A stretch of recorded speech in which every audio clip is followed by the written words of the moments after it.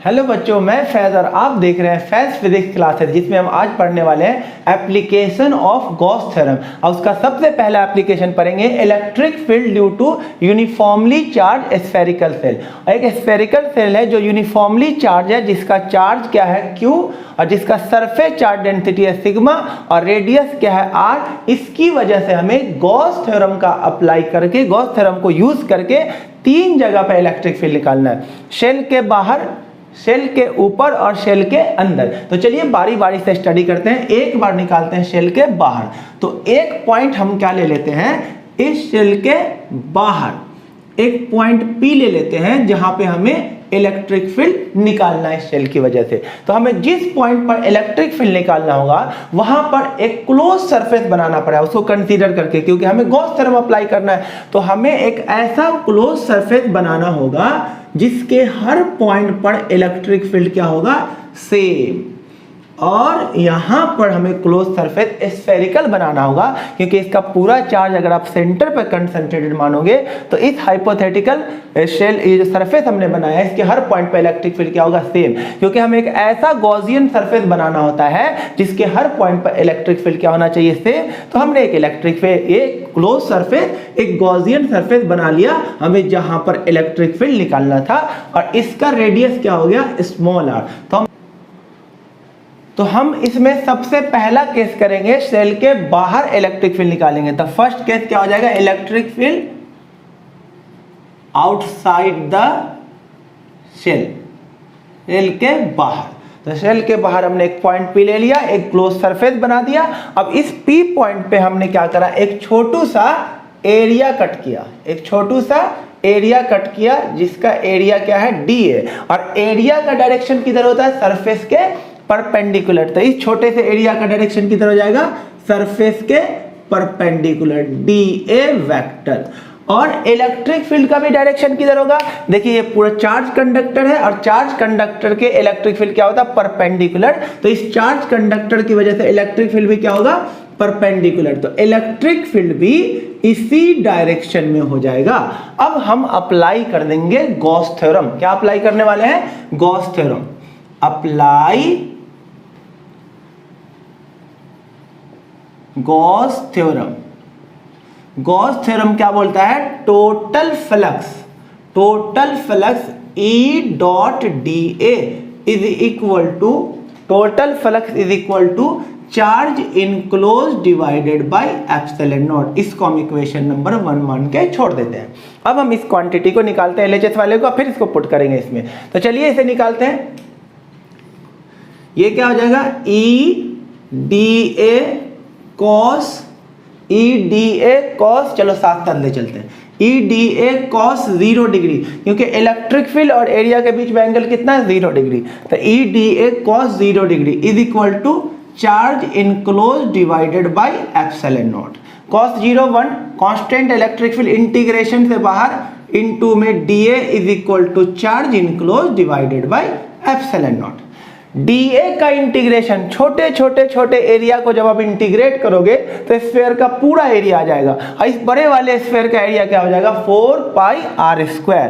तो DA का integration क्या हो जाएगा, E, और DA का इंटीग्रेशन हो जाएगा 4 pi r square is equal to charge enclose divided by epsilon naught. इस छोटे छोटे एरिया को जब इंटीग्रेट करेंगे, जोड़ेंगे, तो पूरे स्फीयर का एरिया आ जाएगा 4 पाई r स्क्वायर। तो हमारा इलेक्ट्रिक फील्ड कितना आ गया, charge enclose divided bye 4 pi r square epsilon naught. इसको रख देते हैं इक्वेशन नंबर 1। अब हम निकालेंगे कितना चार्ज इनक्लोज है। तो चार्ज इनक्लोज तो पूरा चार्ज इनक्लोज है Q, तो आप चार्ज इनक्लोज दे दो पूरा चार्ज Q।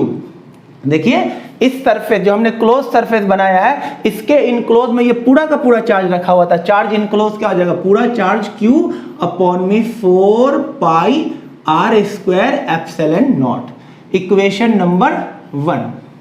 अब हम इस चार्ज को हटाते हैं और सरफेस चार्ज डेंसिटी का टर्म इसमें इंक्लूड करते हैं। तो सरफेस चार्ज डेंसिटी किसके इक्वल होता है, चार्ज पर यूनिट एरिया।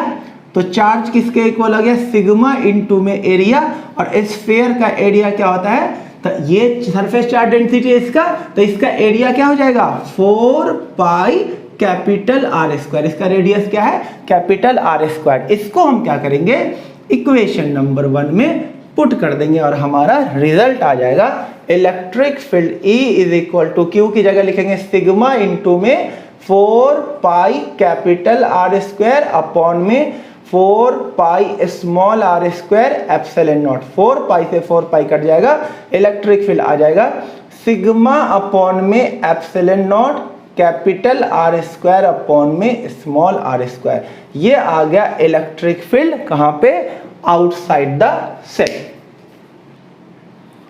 अब देखिए सेकेंड केस, अब हम निकालेंगे electric field on the surface of cell. तो electric field on the surface of cell के लिए आप कुछ नहीं करना है, जब ये पॉइंट ऐसे कम होते होते सरफेस पे आ जाएगा, यहां पे आ जाएगा, तो देखिए जो स्मॉल आर है वो किसके इक्वल आ जाएगा कैपिटल आर के। ये पॉइंट जब शिफ्ट होकर यहां तक आ जाएगा तो ये जो स्मॉल आर है वो किसके इक्वल हो जाएगा कैपिटल आर के इक्वल। तो on the surface of shell electric field के लिए आपको सिर्फ क्या करना है स्मॉल आर को किसके इक्वल कर देना है कैपिटल आर के, और यहां पे पुट कर देना है। तो E is equal to sigma upon में epsilon naught r square upon r square, और ये दोनों कैंसिल आउट हो जाएगा, E हो जाएगा सिग्मा अपॉन में एप्सिलॉन नॉट। ये तो हो गया ऑन द सरफेस। अब थर्ड केस देखिए inside the shell, electric field inside the shell, shell के अंदर कितना इलेक्ट्रिक फील्ड होगा देखिए। तो उसके लिए एक, अब यहां पर इसको अलग से मैं एक डायग्राम बना देता हूं। ये चार्ज शेल है, पूरे में चार्ज है इसके सरफेस पे पूरे में चार्ज है Q, सरफेस पे ऊपर ऊपर, अंदर नहीं है, ऊपर ऊपर चार्ज है Q। अब हमें निकालना कहां पे इनसाइड द सेल। तो इनसाइड द सेल हम क्या करते हैं एक पॉइंट ले लेते हैं P, जहां पे हमें क्या निकालना है इलेक्ट्रिक फील्ड, और यहां पे फिर से क्या बनाएंगे एक गॉसियन सरफेस बनाएंगे। अब इस सरफेस को देखिए, इस जो गॉसियन सरफेस हमने बनाया है इसके अंदर कोई चार्ज इनक्लोज है नहीं। तो इस गॉसियन सरफेस अंदर जब हम निकालेंगे, अंदर किसी पॉइंट पर इलेक्ट्रिक फील्ड निकालेंगे तो वहां पे एक गॉसियन सरफेस क्लोज सरफेस बनाएंगे, और उसके अंदर आप गौर से देखिए कोई भी चार्ज इनक्लोज नहीं है। इस सरफेस के लिए तो पूरा का पूरा चार्ज इनक्लोज था, लेकिन इस सरफेस के अंदर क्योंकि शेल है ना, तो शेल के ऊपर ऊपर चार्ज होता है, अंदर चार्ज नहीं होता है, तो यहां पर चार्ज ही नहीं है, चार्ज इनक्लोज क्या हो गया 0। तो आप जब गॉस थ्योरम अप्लाई करोगे, गॉस थ्योरम अप्लाई करो, यहां पर इनक्लोज चार्ज कितना है 0। तो जब आप गॉस थ्योरम अप्लाई करते हैं E dot D A is equal to charge enclose divided by epsilon naught लिखेंगे, तो ये तो वही आ जाएगा, E बाहर आ जाएगा और यहां पे क्या आ जाएगा only D A is equal to charge enclose divided by epsilon naught. लेकिन यहां पर चार्ज इनक्लोज ही क्या है 0, तो इलेक्ट्रिक फील्ड भी क्या आ जाएगा 0। तो शेल के अंदर जब चार्ज ही इनक्लोज नहीं है तो इलेक्ट्रिक फील्ड कहां से होगा, तो यहां पर 0 डालेंगे तो इलेक्ट्रिक फील्ड भी क्या आ जाएगा 0। तो आउटसाइड द सेल ये इलेक्ट्रिक फील्ड होगा, ऑन द सरफेस ये होगा, और इनसाइड द सेल तब चार्ज ही इनक्लोज नहीं है इनसाइड द सेल के अंदर, तो चार्ज इलेक्ट्रिक फील्ड भी क्या हो जाएगा शेल के अंदर 0। अब बच्चों अगर हम इसके लिए E और R के बीच में अगर ग्राफ बनाए, इलेक्ट्रिक फील्ड और R यानी वो सेंटर से R के बीच का जो डिस्टेंस है उसके बीच में अगर हम ग्राफ बनाएंगे तो देखिए इसी R में कहीं पर क्या होगा रेडियस भी होगा कैपिटल R है ना, यही डिस्टेंस, ये जब ये बढ़ेगा जब, तो ये बढ़ते बढ़ते है ना यहाँ पे एक पॉइंट आ जाएगा, ये जो स्मॉल r है R भी कहीं पे होगा रेडियस, ठीक है। अब आप गौर से देखिए, जब तक स्मॉल r रेडियस से कम होगा तो ये बात हो रही है किसके अंदर की, ये देखिए सर कैपिटल R रेडियस है, अगर स्मॉल r कैपिटल R से कम होगा यानी ये बात किस चीज, देखिए स्मॉल r है, ये स्मॉल r अगर कैपिटल R से कम होगा तो ये बात हो रही है इसके अंदर की, शेल के अंदर की। तो शेल के अंदर इलेक्ट्रिक फील्ड क्या होता है बेटा 0। तो यहां तक तो इलेक्ट्रिक फील्ड ही नहीं होगा, यहां तक जब तक स्मॉल r रेडियस के इक्वल नहीं पहुंचता है इलेक्ट्रिक फील्ड क्या होगा 0। यानी स्मॉल r जब तक कैपिटल R से छोटा होगा तो वो बात हो रही है इनसाइड द सेल की, और inside the shell electric field क्या होता है 0। उसके बाद स्मॉल r कैपिटल R से ज्यादा हुआ, इसका मतलब अब पॉइंट कहां निकल चुका है इस शेल से बाहर, और शेल से बाहर देखिए इलेक्ट्रिक फील्ड इतना निकला था, अब वो R स्क्वायर के क्या है इनवर्सली प्रोपोर्शनल। तो ग्राफ कैसा हो जाएगा, इस तरह का ग्राफ बन जाएगा, ये हो जाएगा।